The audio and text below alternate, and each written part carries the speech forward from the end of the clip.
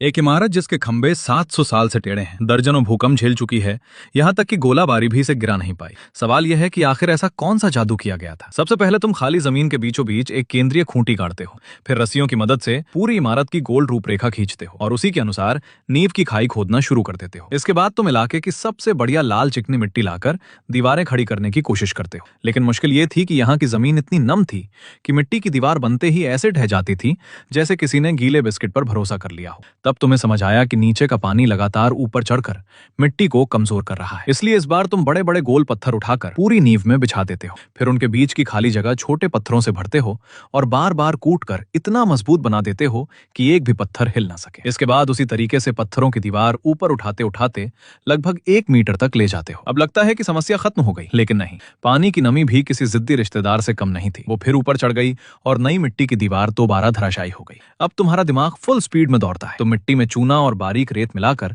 उसे ज्यादा मजबूत और पानी रोकने वाला बना देते हो, फिर उसी मिश्रण से पत्थर की दीवार की सारी दरारें बंद कर देते हो। अब नमी का रास्ता पूरी तरह बंद हो जाता है।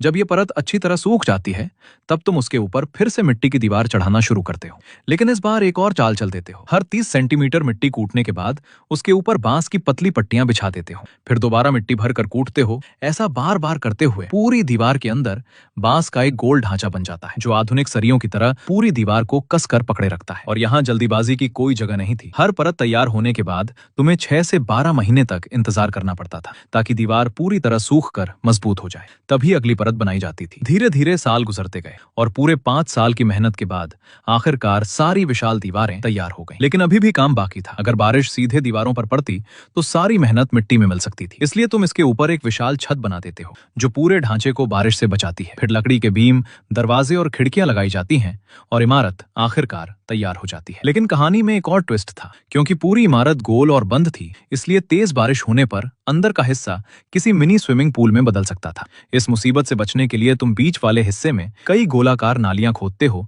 और जमीन को पत्थरों से पक्का कर देते हो। अब बारिश का पानी आराम से नालियों में बहकर बाहर निकल जाता है। सब कुछ बढ़िया चल रहा था, लेकिन कुछ समय बाद नींव में हल्का आसमान धसाव शुरू हो गया। इसकी वजह से अंदर की 3 मंजिलों के लकड़ी के खंभे धीरे धीरे टेढ़े होने लगे। कुछ तो 15 डिग्री तक झुक गए। सामान्य इमारत होती तो कब की धराशायी हो चुकी होती। लेकिन यहाँ असली हीरो थे बाहर के विशाल गोल मिट्टी के दीवारें। पूरा वजन वही उठाती थीं, जबकि अंदर के खंभे सिर्फ मददगार की भूमिका निभाते थे। इसी वजह से पूरी इमारत टेढ़ी जरूर हुई, लेकिन गिरी नहीं और आज भी सदियों बाद सीना तान कर खड़ी है। बधाई हो, तुमने बना दिया यू चांग टुलॉ, एक ऐसी ऐतिहासिक इमारत जिसने 700 साल से दुनिया को यही सिखाया है कि कभी कभी थोड़ा टेढ़ा होना भी मजबूती की निशानी होता है।